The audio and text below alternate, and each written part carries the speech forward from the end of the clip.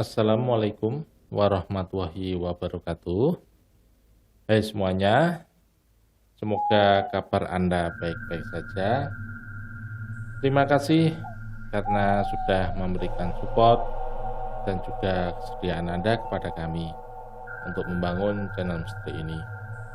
Dengan Adi di sini yang akan selalu menemani Anda dengan ragam cerita misteri yang akan memacu adrenalin dan membuat bulu kuduk Anda berdiri.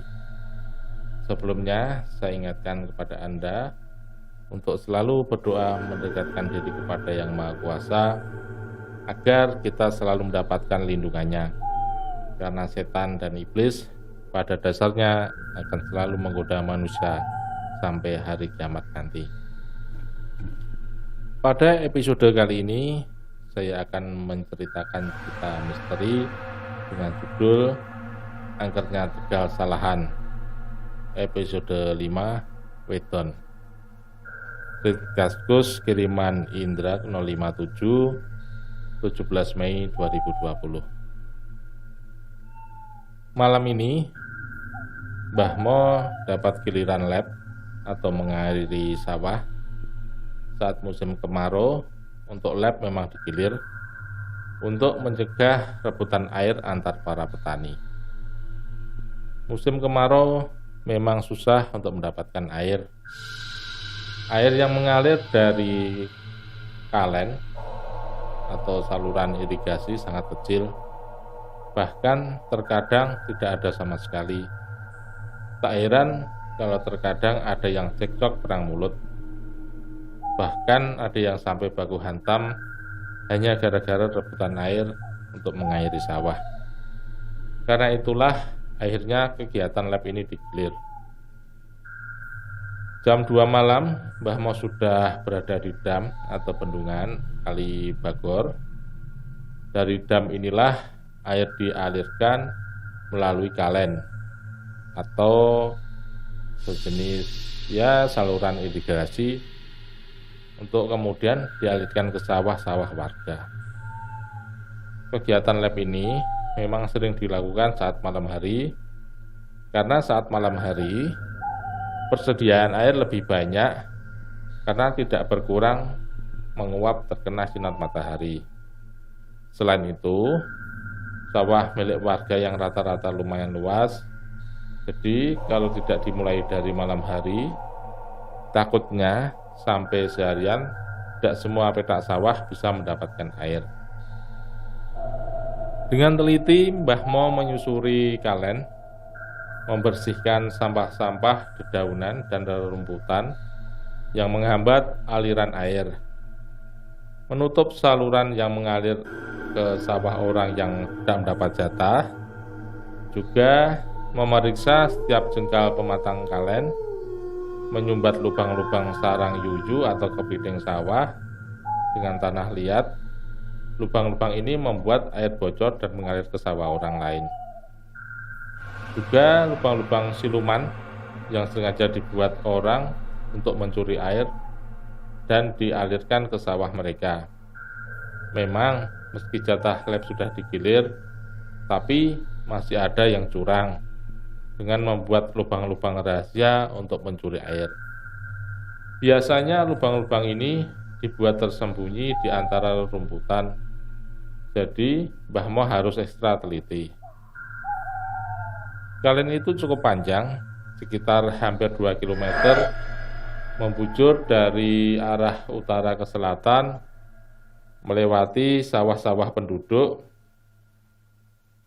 di sebelah timur desa, lalu sedikit menyerong ke arah barat sampai berakhir di kali kecil yang ada di Tegal Salahan di selatan desa. Sesekali Mbah Mo beristirahat, duduk di pematang kalen untuk sekedar melinting rokok tingwe dan mengendorkan otot-otot kaki yang pegal. Usia yang tak lagi muda membuat tenaganya juga tak sekuat dulu. Habis rokok tingwe sebatang, Mbah Mo mulai kembali melanjutkan aktivitasnya membersihkan kalen dari sampah dan rerumputan. Wah, Asemi nemu gedang goreng, empat Mbah Mo sambil menutup hidung saat meraup sejumput rumput di tengah kalen dengan tangan. Bersama rumput itu ikut pula sebuah benda beraroma tak sedap tergenggam oleh Mbah Mo.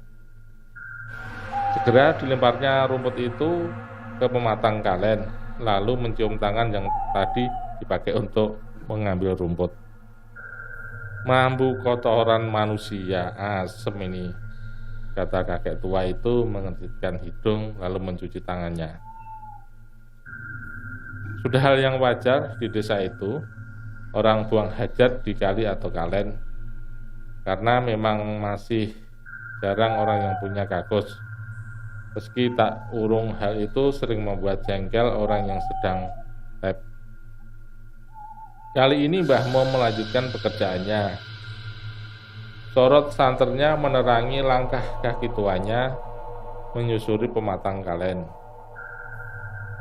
Tiba-tiba langkah Mbah Mo terhenti, lalu mematikan senternya. Di sana, di arah depan beberapa meter dari tempat Mbah Mo berdiri, nampak sesosok bayangan hitam duduk berjongkok di atas wot atau titian bambu yang dipakai untuk menyeberangi kalen tersebut. Kecandak kowe iki, guman Mbah Mo sambil memungut sebongkah tanah dan mengendap-endap mendekati sosok tersebut. Bruk, setelah dekat Mbah Mo melempar tepat ke arah sosok bayangan hitam itu. Asem sialan, teriak sosok bayangan itu, yang ternyata adalah orang yang sedang buang hajat.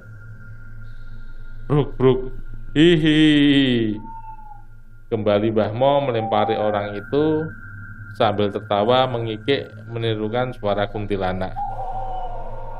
Wah, demit edian. Sontak sosok itu lari tunggang langgang tanpa sempat menaikkan celananya lagi.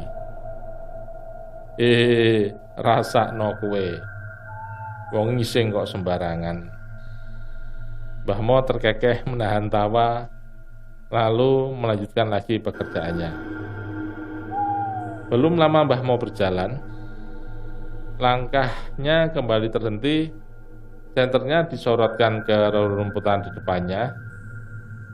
Seekor ular besar sebesar lengan manusia berwarna belang hitam kuning merayap menyeberangi pematang kalen.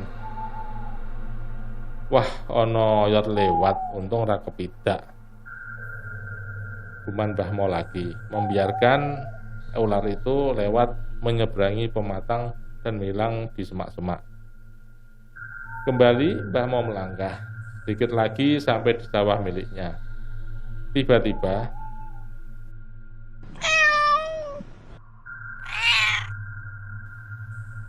seekor anak kucing nampak bersusah payah mencoba memanjat naik ke atas pematang kalen.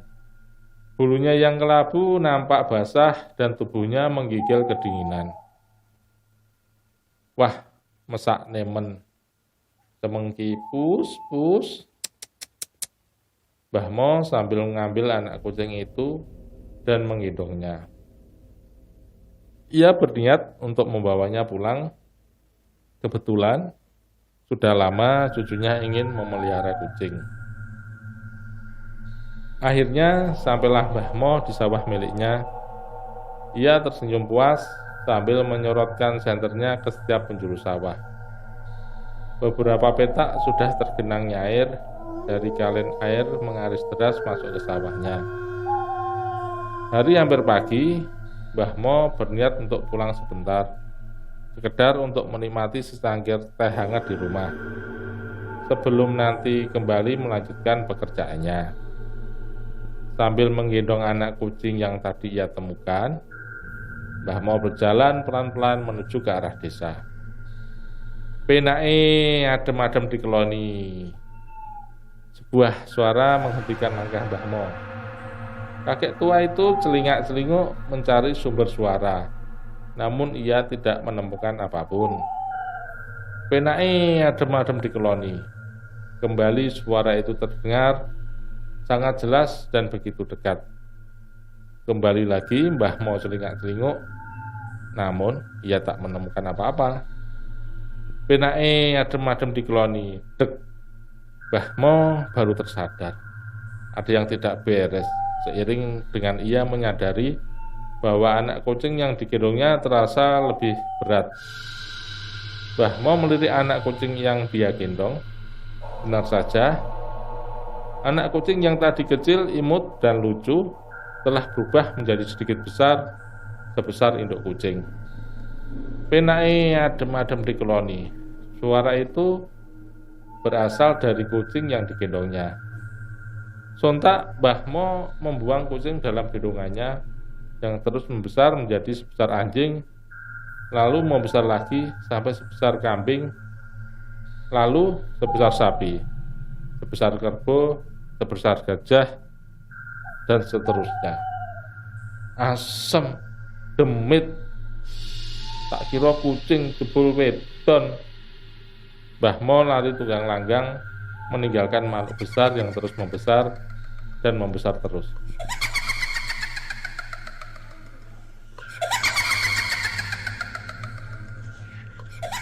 Tawa makhluk itu menggema. Sebelum akhirnya sosok yang telah berubah mengerikan itu lenyap begitu saja tanpa meninggalkan bekas. Tamat. Semoga Anda terhibur dengan cerita misteri kali ini. Jangan lupa untuk mendengarkan kisah-kisah misteri terbaru selanjutnya. Dan jangan lupa untuk subscribe, like, share channel ini agar kami lebih semangat menyuguhkan cerita-cerita misteri yang lebih menyeramkan lagi.